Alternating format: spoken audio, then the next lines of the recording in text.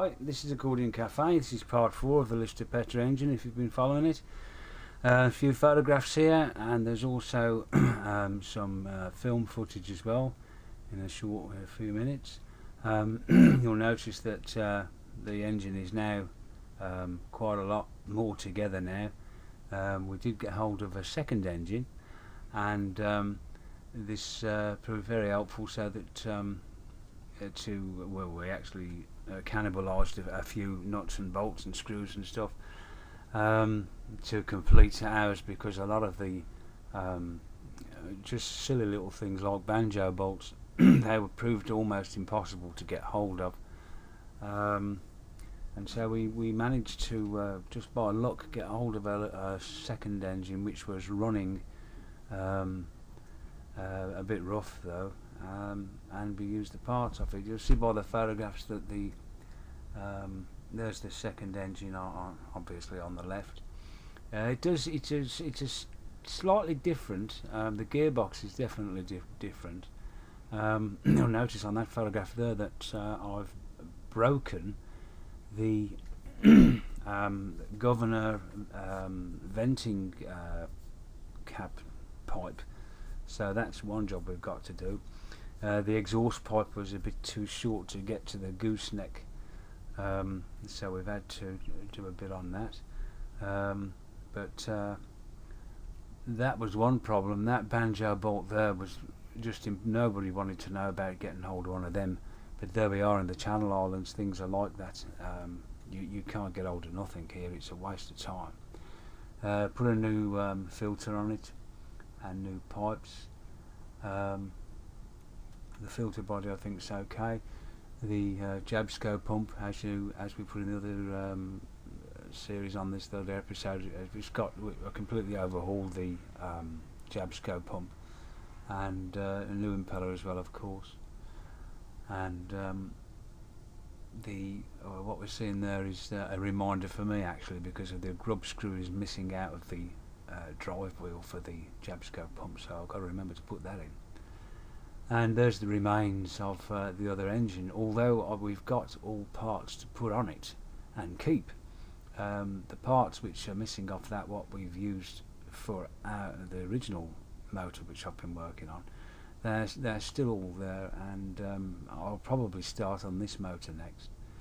That rough bit of pipe in there, that's the fuel leak off return pipe. That's been replaced now. There was a couple of variations. The cooling manifold for the exhaust, that's got a slightly different moulding on it, but all the parts fit okay. You can see we've managed to get the two banjo bolts for the lubrication oil supply pipe on the top there, which goes to the rocker covers. And I found out what the two levers were for, and those two plug type plungers, those are for hand cranking when you start it. Apparently you put oil into the plunger holes and you open up the compression, and it's quite a knack. I've read it to starting it if you're hand cranking, but this is electric start, so I don't have to bother about that. We've still got to replace that seacock, because that is jammed in the open position, which has been a bit dodgy all along because we've keeping the boat in the harbour, you know. And I've also got to do the bonding to the sacrificial anode at the stern end. Those connectors have rotted off inside. The sacrificial anode has been working because it's rotting away, you know. Well, not rotting, it's oxidising away. So that's been working okay. So now I've just got to reattach the leads to it.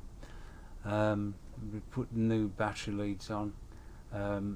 These battery leads are going to be a little bit long because of where the battery compartment is. So they're good thick battery leads for less resistance, and they work fine. The lift pump there, as you saw in the other episodes of this, I've gone over the lift pump, but I haven't replaced it yet because we don't know how the engine's going to sound. and I lined up the drive. I got it to within 0.03 of an inch, just about, after about 20 times in and out with the motor. It was quite a hell of a job that was. Yeah, what a bloody job that was. And so we're almost ready for the start. We've got to extend that exhaust. Once again, we can't even get the exhaust, that bit of rubber pipe there. So what we've had to do is improvise, which we do tend to do a lot of. I've still got parts to take off the motor. There's those rear engine mounts which I want to take off and swap them over and turn them upside down, and they will go onto the rail and give a bit of steadying. There's already 4 mounts on it, but the more the merrier as far as I'm concerned. So there we are, measuring up a bit of. Now that pipe there is very thick walled pipe, that is galvanised steel piping, and it looks like a clothesline pipe. I don't think it is though, because it's too thick. It is very thick. So we measured up a piece to fit in the gap there, and then cut it to size, and we cut the exhaust hose there, which was too short. That's water in the bilge there. It's not oil. It looks black. It's just a shadow. And fit it in there. That hose coil down there is leakback pipe, which still, until we fit the tank, I don't know what length it's got to be, so we've kept that long at the moment.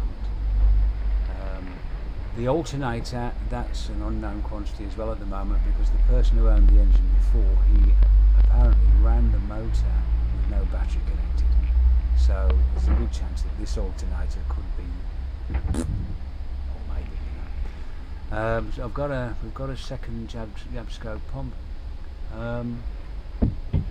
If this motor sounds okay, we're going to have a lot of parts to sell off the other engine.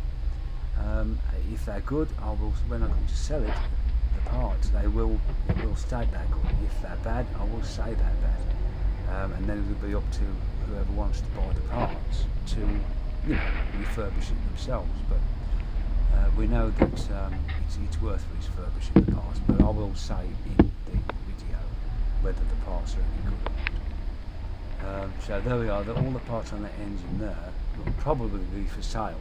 And it's going to be a complete motor, because the parts which I've taken off our motor will be going up for sale, and they will be sold as needing to be repaired and refurbished. So, oh yeah, here we go. Here's the work.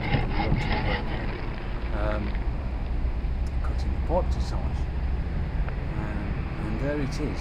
And that steel pipe is very close to the gooseneck and the exhaust manifold there, and I'll be keeping a very close eye on that. That's the part which I broke, because that's the breather for the governor, so that's going to have to be done. Otherwise I think we'll have a runaway diesel if we start it up like that.